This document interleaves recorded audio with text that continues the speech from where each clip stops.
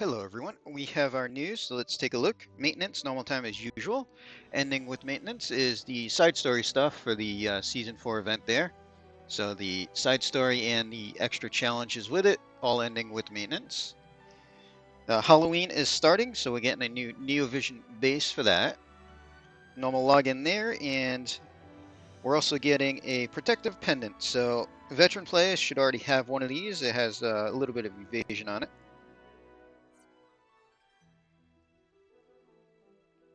Exchange shop, normal stuff that we've seen there.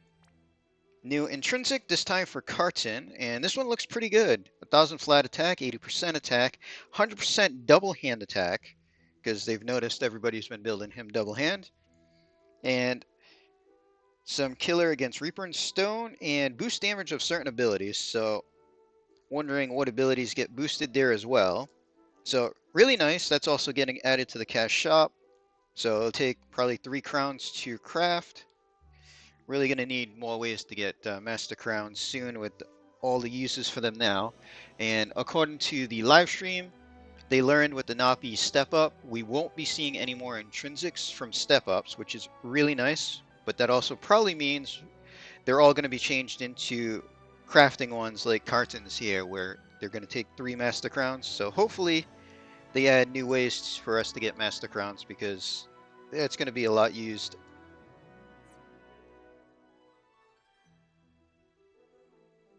And we got some bundles. So this first one actually looks pretty interesting. So the pendant that we get one for free, there's an upgrade recipe in a bundle. And it goes to 60 attack and magic, 30 defense and spirit, and 30% evasion for physical and magic. So hopefully this bundle doesn't cost too much, because this item looks worth picking up. Other than that, bundles that we've seen before, so just like pots, ticket, Red Star, we've seen that bundle before, and Hill of Fortune's coming back. We've seen this plenty of times as well.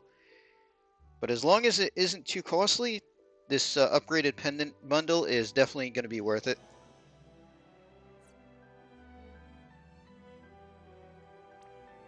Some ability updates for both Lord of Seas Nicole and Sage of Thunder Sakura.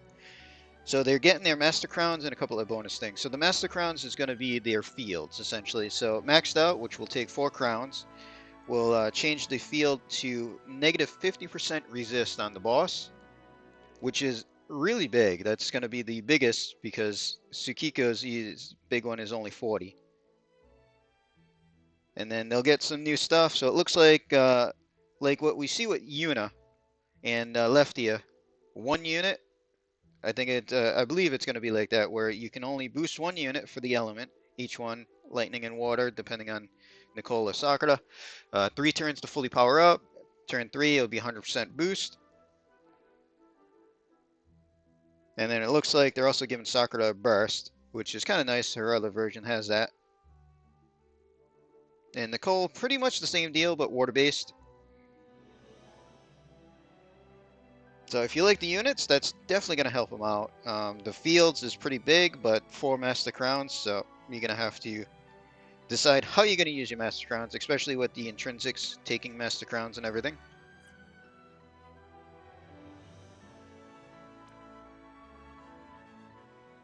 So Lilith is going to be our new Neovision, not premium, so regular card there. So she is a tank, so the card is 1000 health, 100 defense, 50% health and defense, 50% killers for Demon, Human, Reaper, and Stone, which is pretty decent. And then Brave Exvi's only units get 500 health and defense. It's an okay card for tanks. And then we're getting a limited card with her as well, also tank based. So this one is 1000 health, 120 defense and spirit on it, 500 defense and 150 equipment defense, double hands. And then the next one is just the spirit version, 500 spirit and 150 double hand spirit. And Brave Exvi's only units will get 100% Reaper and Stone Killer and 50% Earth and Dark Resist. Pretty nice looking card there.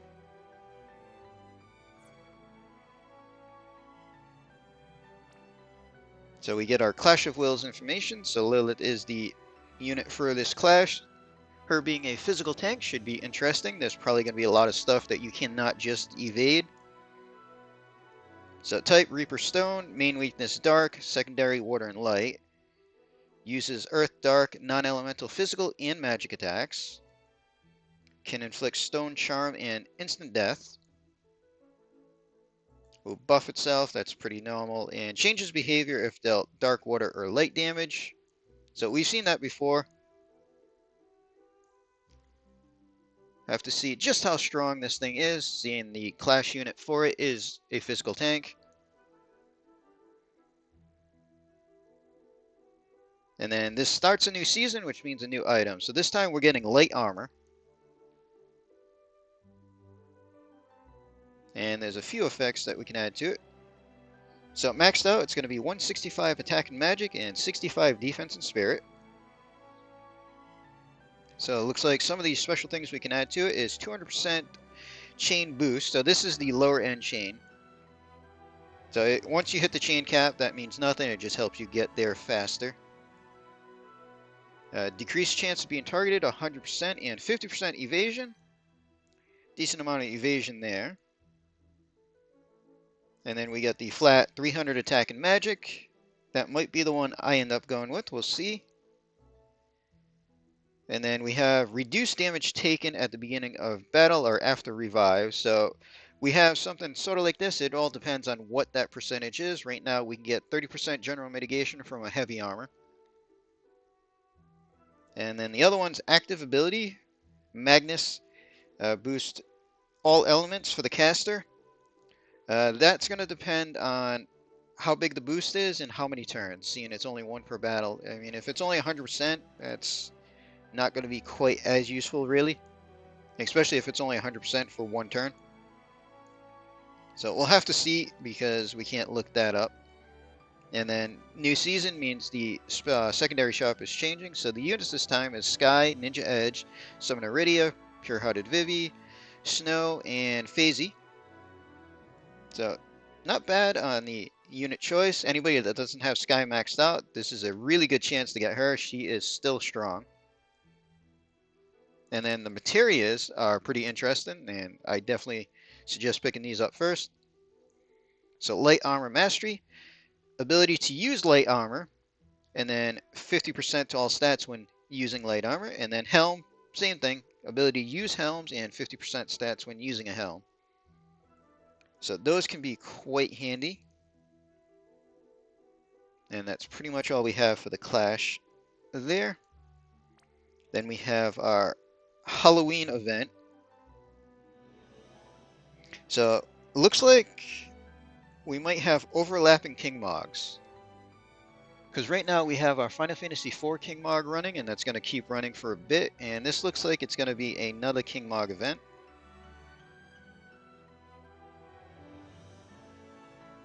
So some of the items, two-handed whip, 180 attack, 20 defense, 50% Reaper Killer, and 75% double hand attack.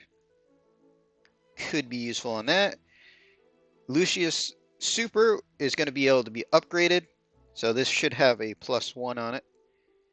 But 60 attack and defense, 5 LB per turn, 100% attack when using a fist, and 100% defense with a mace. Not a bad upgrade there. The coat, 2000 health, nullify disease and stone. The big thing here is pretty much clothing that can give Dispelga to anybody. That could be actually handy. And the accessory boots, so 40 defense, nullify paralyze, 30% health and defense. 40 defense and 30% health and defense isn't too terrible on an accessory. So 300% bonus is only going to be new Lilith. 200% is all the Halloween Neovisions and NVAs. And then we do have a special challenge. Ability to get a Master Crown, 110 Neovision ticket, and a couple of other things. So that should be fun. And we can take a look at the banner itself. So it looks like they put all the Halloween units on Raid Up. So the new one is just the Elegant Temptress Lilith up top, Neovision base. And then we have the NVAs listed here. Oh, they didn't do a Raid Up for the old NVs. NV bases. So this is all the old 5-star, 7-star NVA units. So 5-star base, old, and new Neovision Lilith. They did add the old Halloween Neovisions, Ibarra, and Full Moon Carton to the ticket exchange, though. So seeing that there is a limited card, we do have the limited card step up, and then in order to pity, we'll have to run through the regular banner twice to get all 10 tickets. So it looks like the cost for pity went up. I believe this is like 46,000 now. I remember about 42, 43 for other pities. But if you're going through with Lapis pulls, it's always worth it to get the limited card because you're pulling anyway. So Lilith herself, physical tank and physical damage. So according to the live stream, she has defense scaling damage. Her limit is a tag attack, and then it looks like it works kind of like Chizuru's, where it will change her other moves to be tag chain as well.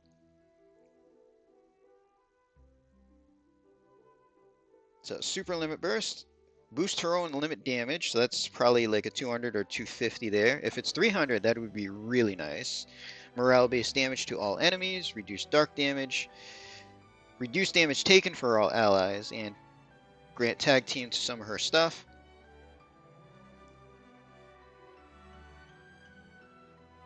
Super Trust, two-handed mace, 600 attack, 600 health, 66 attack, 220 on the defense. And for Lilith, she gets a bonus 500 health and defense, and then everybody else from it can get 10% health and mana per turn. Kind of hoping that's a start of the turn boost, regen on the health and mana. We'll see. Regular Trust, Materia, 40% health and defense, 50% dark, 50% double hand defense. So it's an okay Materia. So that is the new unit. They do have a couple of things listed as far as abilities. They don't really give enough. Overall, super limit burst, dark base, physical attack with physical damage, a little bit of support in there. They did say that she can view the team with dark, which is super helpful.